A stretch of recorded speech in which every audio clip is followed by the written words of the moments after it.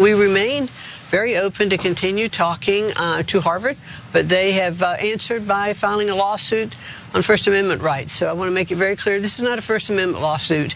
This is about civil rights.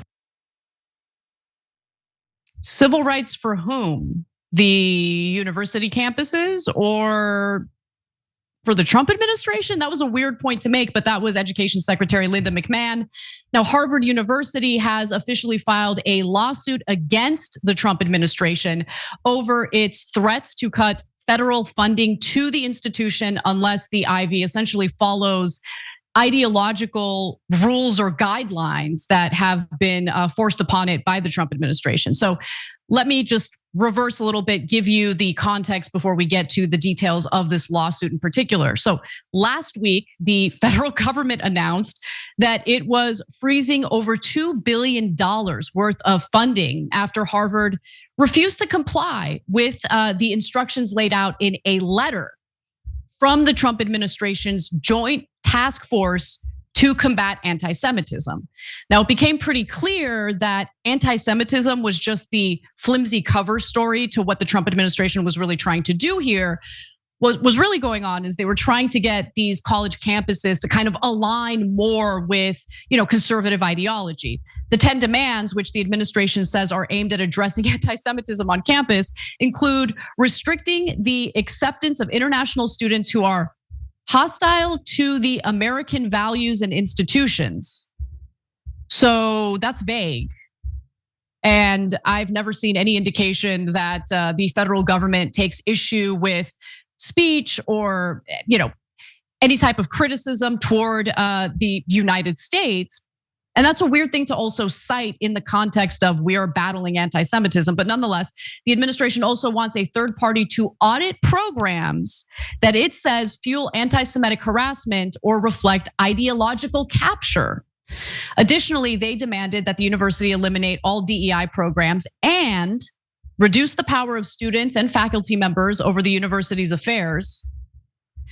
Report foreign students who commit conduct violations immediately to federal authorities, to the Gestapo. Bring in an outside party to ensure that each academic department is viewpoint diverse. Now, if you've been following up on the purges that have been taking place in the Defense Department, you'll know that the Trump administration really doesn't care about viewpoint diversity as it pertains to foreign policy in the Middle East. But apparently they want viewpoint diversity on college campuses. And by the way, let me just say something. I actually agree that it's important to have viewpoint diversity in a lot of different contexts, especially on a college campus. You should have your ideas challenged. That's like the area where you can grow, where you can learn, where you can evolve. And so the notion that, you should want everyone to agree is ridiculous. And I do think that there's been a little bit of ideological capture on some of these college campuses. With that said, though, the way the administration is going about this, puts it in violation of the First Amendment. And that's why Harvard has decided to not only refuse to comply with the Trump administration, but pursue a lawsuit against the Trump administration based on what they feel are violations to First Amendment rights. And it's obviously implied, by the way, that they want more conservative, Trump-friendly opinions on these campuses. Now, knowing how unconstitutional it is for the government to coerce private universities like this, Education Secretary Linda McMahon kind of changed the narrative during a recent interview on CNBC. She's like, no, we were just, this was just like the opening bid in a negotiation. Take a look. We began our negotiations with Harvard, and this letter that was sent to Harvard was a point of negotiation. We were talking about several different points with them. Harvard released this letter to the media. This was a negotiation letter. It was really not a final offer of anything. We had hoped Harvard would come back to the table to discuss these. We would like to have viewpoint diversity. We would like to have all of the things that students that are going to universities have a right to expect. So this is a negotiation tool. We hope Harvard will come back to the table. We'd like to be able to move forward with them and with other universities. Linda, have a little bit of self-respect, man. Have a little bit of self-respect. When you send a letter to Harvard demanding that they comply with these guidelines, and that letter comes with the threat of pulling $2 billion in federal funding, no, this is not a negotiation. This is strong arming a campus into going along with your political project. They didn't expect Harvard to push back because Columbia, of course, immediately caved and started kissing the Trump administration's ass and telling the Trump administration they'll do whatever they want. In this case, though, Harvard's like, nah, we're not gonna go along with this. This is wrong. We're gonna fight back. And suddenly the Trump administration is changing its tune a little bit. Yeah. So, of course, we say that Columbia are cowards, but it's a little bit misleading because they actually agree with the Trump administration. The administration, and let's be honest, the donor class of the alumni of Columbia don't want any criticism of Israel on Columbia's campus. It makes them furious. They think it should be shut down. They love cancel culture, and they love ripping away academic freedom at Columbia, even though they're Columbia alumni, because they think that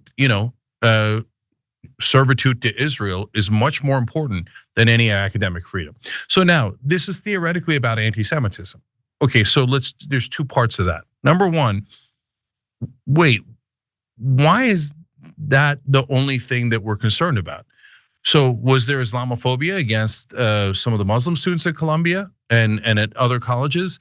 As the Israeli side said it was totally okay to massacre Palestinian children, and that's a perfectly acceptable position to slaughter over 25 to 30,000 women and children in Gaza, and that the Muslims had it coming, and et cetera. So is anybody concerned about that? No, the government says we don't care about that at all. You could be as vicious to Muslims as you like. It's not, we have no joint task force on it, right? How about Christians? Oh yeah, you could bomb Palestinian Christians. Israel can murder them, but and you could then make fun of Palestinian Christians or any Christians, or you could be vicious towards them rhetorically. It's okay, we don't care. There's no task force on it. On America, you could say the worst kind of things about America. By the way, you should be allowed to say all of these things because we have First Amendment. And I hate anti-Semitism. I think it's dumb. I think it's immoral. But are you allowed to have anti-Semitic views in America? Yes, it's in our Constitution. So the task force instantly is unconstitutional, instantly. And it's not about actions, guys. These are all lies, right? Lie on top of lie. Oh no, we are worried that they are attacking Jewish students, guys. I'd be worried about it if they were attacking Jewish students. And if you show me, and see, look, I hate to say this, but I have a Jewish family that's a nephew and a niece on college campuses right now. I want them to be perfectly safe.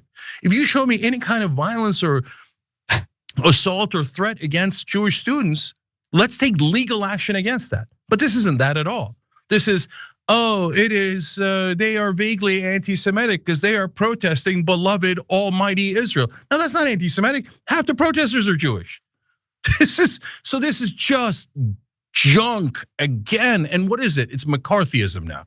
Now, who is criticizing Israel? You will be stamped out. Your money will be taken away, and you will have no academic freedom. Cancel culture for all of you. Oh, because I'm concerned about anti-Semitism and hatred and bigotry. I mean, it's a joke. It's totally and utterly indefensible. Why do we only care, even if you believe them, why do we only care about anti-Semitism and not any other form of hatred? So on Columbia's campus, you can go out there and use the N-word 1,000 times. You can get in the grills of black students, LGBT students. It doesn't matter. Nothing matters. The only thing that matters is Israel. So just keep it real. Linda McMahon, what a fool. She's out there like the new dog of Israel. Oh, I am so concerned about anti-Semitism. That's why we're doing this. And we were just negotiating. Andrew Ross Sorkin did a pretty good job of asking her questions, but the whole interview, Anna, it accidentally, subconsciously legitimized this task force as if there's a real debate over it, right? I actually don't agree. I do think he did a good job with that interview. And in fact, I came away from listening to that exchange realizing that concerns about anti-Semitism is really just the cover story for the Trump administration to pressure, coerce these institutions to be ideologically captured on the other side of the political aisle, right? Like again, I do think there's a huge problem right now on some campuses where certain ideas are just not allowed. And I mean, you kind of see it play out when you have conservative speakers get invited by conservative student groups, and then they get protested and there's this big fight over it. No, listen, people aren't going to agree with you on everything. This is a university campus. All voices should be heard. Doesn't mean you have to agree with everyone, but your ideas should be challenged. And if they are challenged and you still believe what you believe, great. The whole point is to have that exchange of ideas, challenge yourself, and grow as a person. That's the best part about higher education, in my opinion. Now, with that said, though, don't make the mistake of thinking the Trump administration is actually interested in genuine viewpoint diversity on these campuses.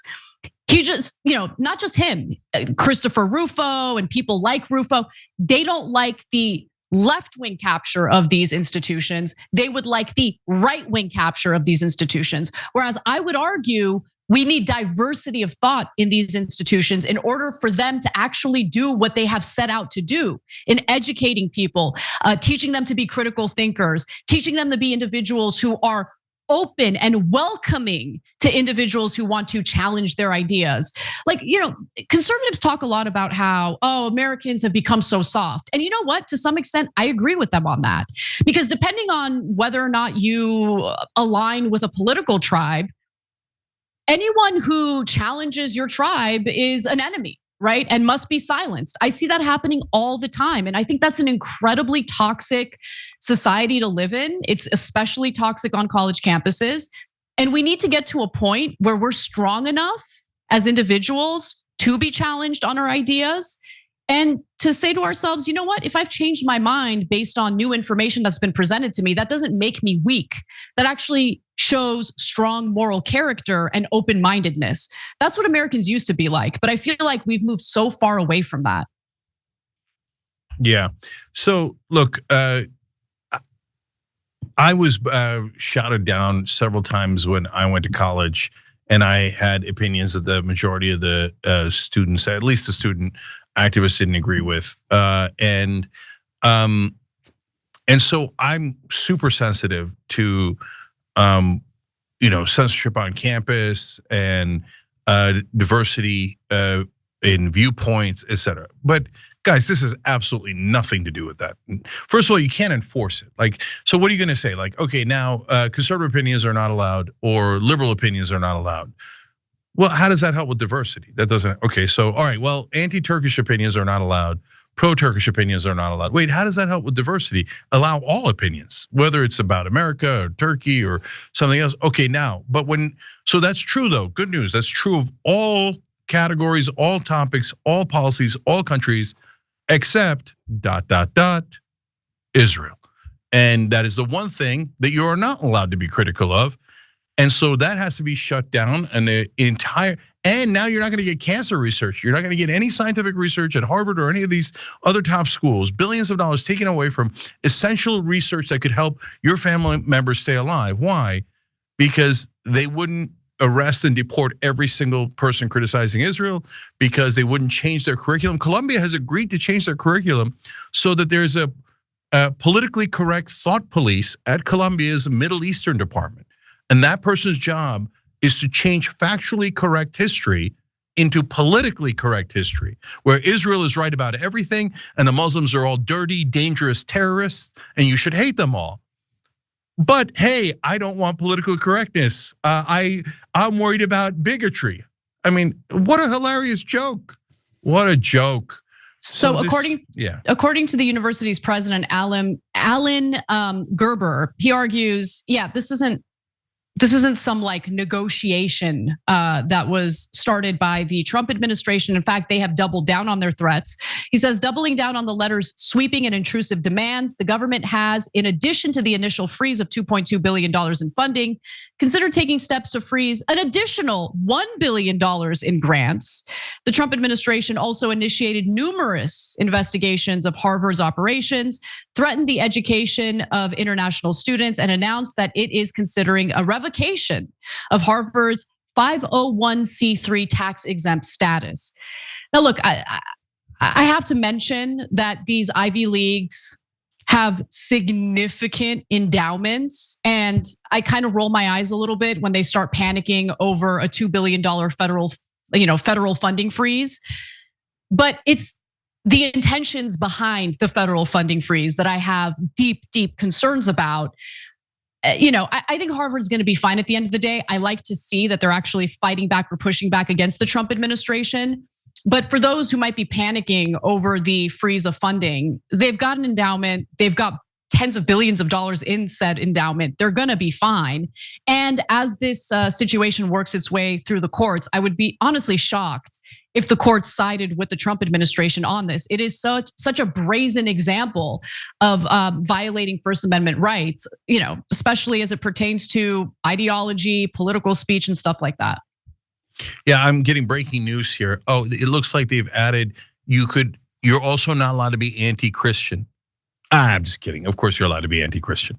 You're allowed to be anti anything you like, except anti-Israel. So look, I love that Harvard's fighting back. And we need a giant institution that has a $53 billion endowment. This is when if you ever needed that size of an endowment for any reason at all, and I'm not sure that you ever really did, it's for right now. And so credit where credit is due. I've criticized Harvard in the past when they canceled like a Chelsea Manning speech because the government complained, how dare you, that's a whistleblower, the government hates her, right? But now, and Harvard has not polled well before in freedom of press or freedom of speech polling in the past on college campuses, but this is a huge step. You have to give them all the credit in the world that they're fighting back here. Great credit to the head of the university there that's taking this bold stance. And at the end of the day, it is 100% about academic freedom. And if you look, a lot of the right wing are on our side on this, but if you're on the right wing and you say, oh well, Trump wants to do it, so I love it, and yeah, you know what? Of course, the only country you should never criticize is Israel, and you should be arrested if you do. And let's burn our constitution, and who cares? Let's all serve Israel. Okay, fine. You're on that side. Just don't say that you're not for cancel culture, because this is 100% cancel culture. Don't ever say you're for freedom of speech, because you're not. Because if you criticize Israel, you should not be allowed to have freedom of speech. You should have your diploma canceled, arrested, and sent to a foreign country. So just own it. And that's who Linda McMahon is. She's now the new dog of Israel. So she's doing this against the colleges. Bobby Kennedy Jr. is somehow at Health and Human Services taking action against people boycotting Israel for no apparent reason. All of the anti-war officials at the Pentagon are being fired right now because Israel wants to start a war with Iran. This is a full-out frontal assault on the American government by the government of Israel. And I want to know why all of these government officials are working for Israel. By the way, breaking news, Trump is sending troops now to the Middle East. So under the pretense of, Yemen is so important, the Houthis are bombing some ships headed to Israel. We must fight them on behalf of Israel. Why? Look, we saw a signal gate. Even JD Vance is saying, wait, why do we have to fight their war for them? He didn't say it in regards to Israel. He said it in regards to Europe, but I think it was Israel's more affected than Europe. And I'm glad there's someone inside the government, including Tulsi Gabbard, that's apparently asking those questions. But right now, every branch of government is currently working for Israel and not America. And they're brazen about it. Every time you ring the bell below, an angel gets his wings. Totally not true, but it does keep you updated on our live shows.